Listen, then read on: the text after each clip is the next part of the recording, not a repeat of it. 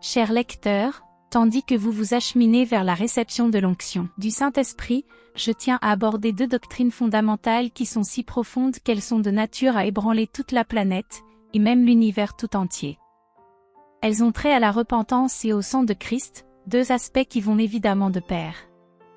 La repentance est la première étape vers la réception de l'onction, quel que soit le stade auquel vous vous trouvez. J'entends déjà des voix s'élever et protester, « Mais je me suis repenti, je suis nouveau ?» Là, je dis, « Alléluia !» Vous pensez que la repentance appartient donc au passé et n'est plus à l'ordre du jour?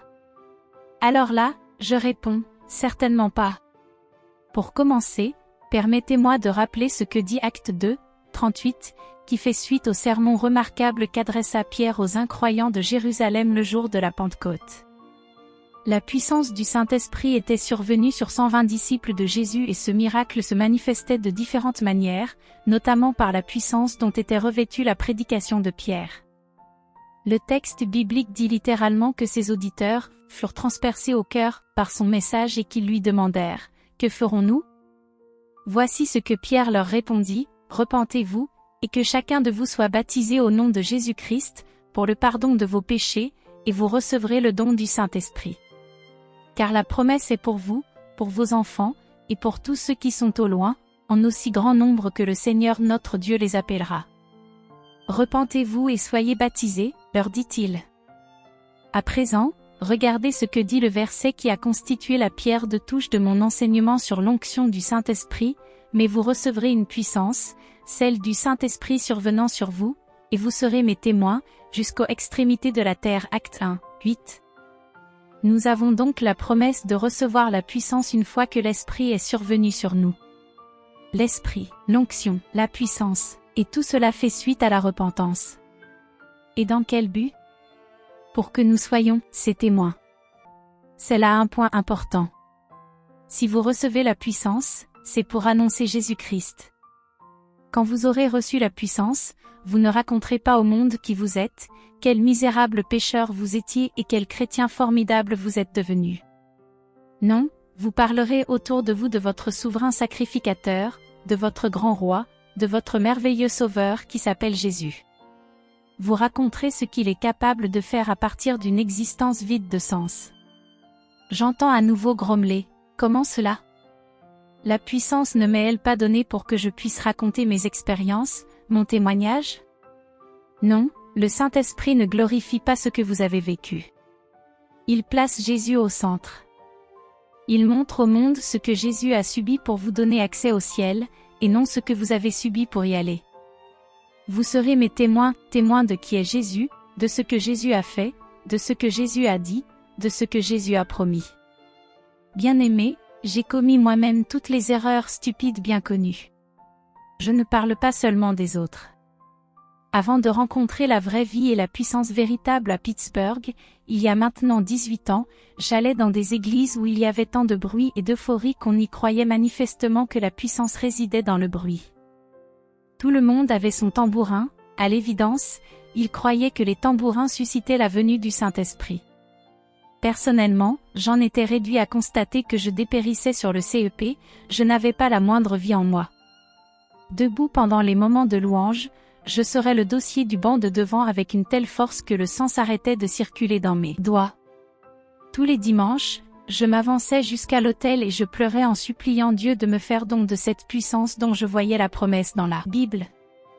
Je demandais à quiconque avait le moindre don de m'imposer les mains. Je passais des heures dans ma chambre à jouer du tambourin, essayant toutes les formules, lisant tous les livres et écoutant toutes les émissions chrétiennes à la radio.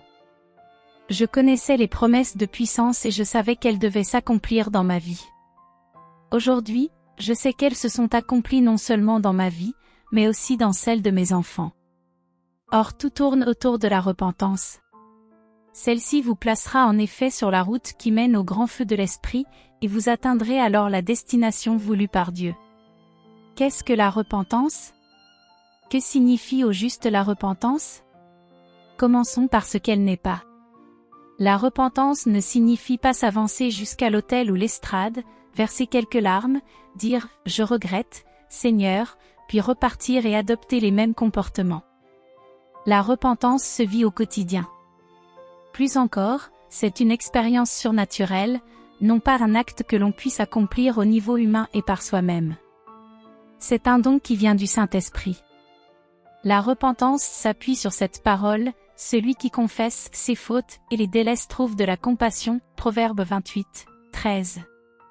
Voilà ce qu'elle signifie véritablement, pas seulement confesser, mais aussi délaisser, abandonner. Vous devez rompre complètement avec ce que vous avez confessé. Vous vous mettez à genoux et vous dites, « Seigneur, jamais plus » et vous ne repartez pas tant que la faute en question n'est pas réglée. En effet, tant que le problème n'aura pas été réglé, vous ne recevrez pas le Saint-Esprit et vous sécherez sur le CEP. Il y a beaucoup trop de chrétiens assis sur leur banc, en train de dépérir sur le CEP par manque de vie et de puissance. Ils disent, « Mais j'ai la foi. » La foi, quand surviendra le don de Dieu, l'Esprit, celui-ci donnera la vie à votre foi. Point de plus, cela fait bien trop longtemps que cette question de la foi est l'objet de discussions, de méprise et d'abus. Nombre de chrétiens ont tant pleuré pour avoir la foi, qu'ils ont fini par la faire voler en éclats. Ils ont tellement mal interprété et tant abusé de cette doctrine, qu'ils se sont complètement gâché la vie et ont gâché, du même coup, celle de milliers de gens. Comme je viens de le dire, la foi est un don de Dieu, accordé avec joie et entretenu par l'Esprit. Quant à la repentance, qui est la première étape vers l'onction du Saint-Esprit, elle doit avoir lieu pour chaque acte de péché commis dans votre vie, y compris pour les petites choses. La repentance est nécessaire, par exemple, si vous n'avez pas prié, si vous n'avez pas lu la Bible, si vous avez relégué le Seigneur au second plan, si vous avez traité à la légère le grand et redoutable don de la présence de l'Esprit dans votre vie, ou si vous avez éliminé Jésus de vos conversations. Un seul de ces péchés est déjà la preuve que vous êtes vide et mort ou du moins en passe de le devenir. Il déçoit la seule personne qui compte. Et il y en a également de bien pires, que vous connaissez aussi bien que moi. Ils sont plus directs, souvent flagrants, parfois infâmes. Évidemment, il est nécessaire d'y remédier, et rapidement. Comment s'y prendre?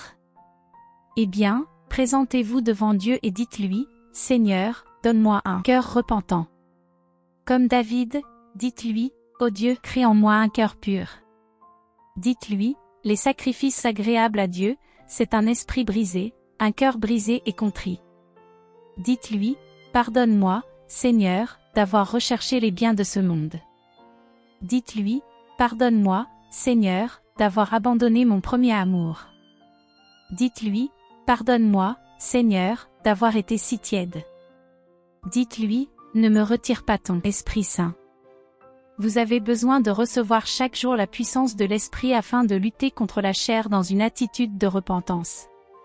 Il s'agit en effet d'une lutte quotidienne. Non, non, non, non, à l'ennemi, oui, oui, oui, oui, à Dieu. Chers amis, voici ce que nous devons dire à l'Église et à nous-mêmes. Revenez, revenez à la repentance d'un cœur sincère. Nous devons nous mettre à mener le genre de vie qui est crucifié avec Christ chaque jour car, dans ces conditions, nous ne serons plus en mesure de tenir le Saint-Esprit à l'écart. Nous n'aurons même plus besoin de lui demander de nous remplir. À présent, je tiens encore à être très clair sur un point important.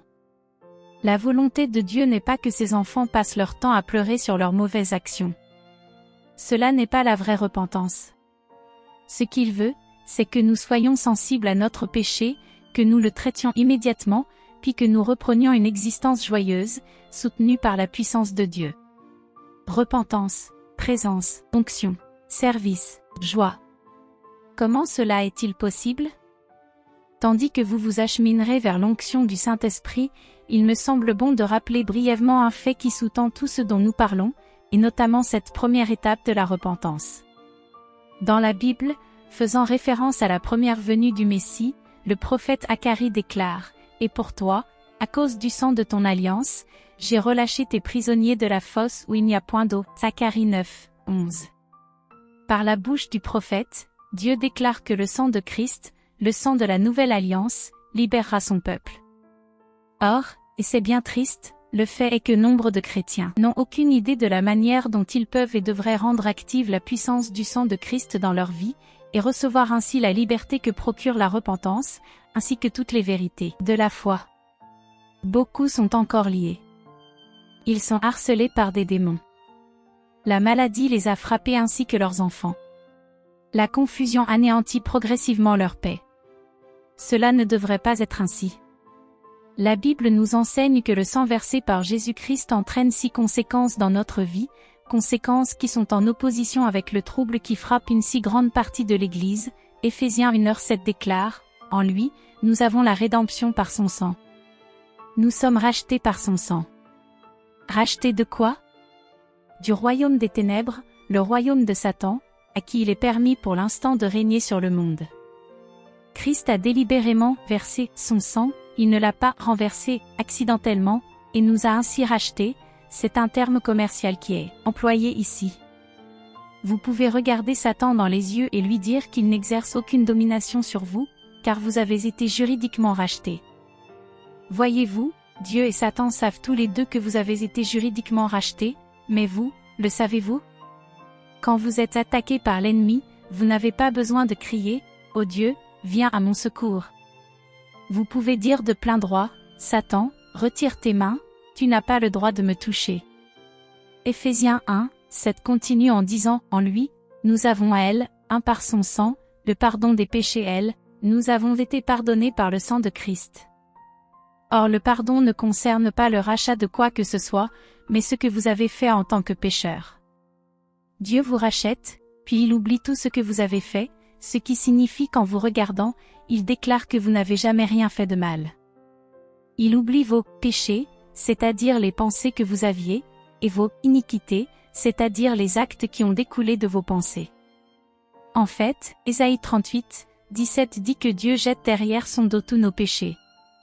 Or, quand Dieu jette quelque chose, il l'envoie voler à jamais. 1 Jean 1:7 déclare que, si nous marchons dans la lumière, le sang de Jésus nous purifie de tout péché. Notez que l'action est ici au présent, il nous purifie. Cela se passe maintenant. Le pardon concerne vos actes passés, la purification concerne vos actes présents. Rendez-vous compte, le sang de Christ vous rachète et vous sauve à un certain moment dans le temps, il pardonne tout ce que vous avez fait au cours des années, heures et minutes passées, et vous purifie de vos pensées et de vos actes en ce moment même. Si vous vous repentez, ça y est, vous êtes purifié de la pensée que vous avez à l'instant même. Le sang de Christ possède véritablement une puissance extraordinaire. Romains 5:9 déclare, à bien plus forte raison, maintenant que nous sommes justifiés par son sang, serons-nous sauvés par lui de la colère. La justification, qui a été accomplie par son sang, concerne votre avenir, la colère qui est à venir. C'est une chose surprenante à dire mais, si vous êtes justifié, quoi que vous fassiez à partir de maintenant, cela a déjà été réglé. Évidemment, une telle affirmation demande une explication, surtout que j'entends déjà dire, bien, alors, si je suis justifié, je peux pécher demain si j'en ai envie et Dieu prendra sur lui. Dans ces conditions, pourquoi ne pas mener une vie de bâton de chaise? La vérité, c'est que si vous décidez sciemment et volontairement, et c'est là-dessus que tout repose, si vous décidez sciemment et volontairement de pécher, vous pouvez dire au revoir à votre justification. Le péché volontaire, commis en connaissance de cause et délibérément, n'est pas de Dieu. Pour dire les choses simplement, la justification permanente dépend de l'obéissance, et vous vous rappelez sans doute que l'obéissance mène à l'onction. Bien sûr, il en va tout autrement du péché commis par faiblesse, ignorance ou accident. Colossiens 1:19-20 déclare, « Car il a plu à Dieu de tout réconcilier avec lui-même, en faisant la paix par lui, par le sang de sa croix. Dieu vous a réconcilié avec lui et la paix règne entre lui et vous. Il vous a ramené et a rétabli la communion avec le Père, le Fils et le Saint-Esprit. » Au sens le plus complet, réconciliation signifie ici être un avec Dieu. Peut-être dites-vous, je ne m'en rends vraiment pas compte. Soyez patient. La Bible dit que nous sommes transformés de gloire en gloire, vous le serez un jour. Pour l'instant, en effet, vous l'êtes par la foi, mais vous le serez un jour par expérience. De plus, la foi est une substance. Une Pierre 1:2 déclare, aux élus qui sont étrangers, élu selon la prescience de Dieu le Père, par la sanctification de l'Esprit, pour l'obéissance et l'aspersion du sang de Jésus-Christ. Aussi difficile que cela puisse être à sonder, la Bible dit que vous avez été sanctifiés par le sang. Or la sanctification est directement liée à l'onction. L'onction ne vous sera pas accordée sans la sanctification, car sanctifier signifie « mis à part ». Rappelez-vous le récit de Lévitique 14, où il est question du lépreux qui doit rester à l'extérieur du camp.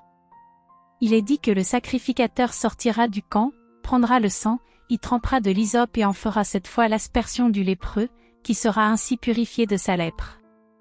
Ensuite, le lépreux entrera dans le camp et le sacrificateur prendra le sang, le même sang dont il aura fait l'aspersion du lépreux précédemment, et en mettra sur l'oreille, le pouce et l'orteil du lépreux purifié. Or ces détails sont importants, l'oreille représente les pensées, le pouce le travail, et l'orteil la marche quotidienne. Puis le sacrificateur prendra l'huile et en mettra sur l'oreille, le pouce et l'orteil du lépreux purifié, avant de lui verser sur la tête ce qui lui restera d'huile. Cela représente donc l'onction dans sa plénitude, sur les pensées, le travail et la marche quotidienne. Ce récit est particulièrement important pour la raison suivante, beaucoup de chrétiens, bien qu'ayant été purifiés et admis dans le camp, passent à côté de la protection supplémentaire qui leur est offerte dans tous les aspects de la vie, pas seulement au niveau de la vie d'église. Le diable a en effet la capacité, et il ne s'en prive pas, de s'attaquer à nos pensées, à notre travail et à notre marche quotidienne. En ce qui me concerne, j'invoque par exemple la protection du sang de Christ sur mon épouse, mes enfants, ma maison, mes voitures, sur tout ce qui me touche. Le sang protège ces différents aspects de la vie, l'huile les sanctifie. Je tiens cependant à dire très clairement que le sang précède l'huile. Le Seigneur ne vous donnera certainement pas l'onction du Saint-Esprit tant que vous n'invoquerez pas le sang sur votre vie tout entière. Une grande évangéliste du nom de Mary Woodworth Ether avait coutume d'invoquer le sang de Christ sur l'ensemble de l'assemblée, à la suite de quoi la puissance de Dieu survenait de façon miraculeuse. L'Esprit répond à l'invocation du sang de Christ. À vous d'agir. Comment vous et moi devons-nous nous protéger en invoquant le sang ? Romains 3, 25 nous apporte 3 éléments de réponse. C'est lui, le Christ Jésus, que Dieu a destiné comme moyen d'expiation pour ceux qui auraient la foi en son sang, afin de montrer sa justice. Parce qu'il avait laissé impunis les péchés commis auparavant au temps de sa patience. Le premier élément est la connaissance. Il faut d'abord que nous sachions ce que le sang a accompli. Personne ne peut l'invoquer s'il n'a pas connaissance de ce fait. Il nous faut l'étudier, l'apprendre, le savoir. Qu'est-ce qu'a accompli le sang de Christ et quel est dorénavant son pouvoir ? Le deuxième élément est la foi en ce que nous savons. Que la foi naisse et mûrisse dans notre cœur. Comment pouvons-nous invoquer le sang de Christ si nous ne croyons pas ce que nous disons ? Le troisième élément est la déclaration par la foi de ce que nous savons. Déclarer signifie exprimer à haute voix. Si je sais cela et que je le crois, alors je l'exprimerai à haute voix, non pas comme s'il s'agissait d'une formule magique ou de superstition, mais en vertu de ma foi en Dieu, qui ne ment jamais. En fait, c'est très facile à dire, il est écrit que, par le sang de Jésus, j'ai le pardon des péchés. Je suis pardonné. Il est écrit que j'ai été racheté par le sang de Christ. J'ai été racheté. Il est écrit que je peux invoquer le sang de Christ sur mes pensées, mon travail et ma marche quotidienne. J'invoque son sang et ma vie est protégée à tous les niveaux. Le sang touche tout ce qui existe, la puissance du sang de Christ est véritablement illimitée. Dans un seul des 66 livres de la Bible, nous voyons que le sang de Christ a anéanti Satan, Hébreux 2, 14. Anéanti la crainte de la mort, Hébreux 2.15. Purifier notre conscience, Hébreux 9, 14. Purifier le ciel, Hébreux 9, 23. Donner de l'assurance, Hébreux 10, 19. Promis la perfection, Hébreux 13.20, 21. Garantit sa seconde venue, Hébreux 9, 28. À présent, mes amis, vous devez faire le nécessaire pour entretenir et conserver l'onction qui vous a été ou qui vous est donnée, comme nous allons le voir au chapitre suivant.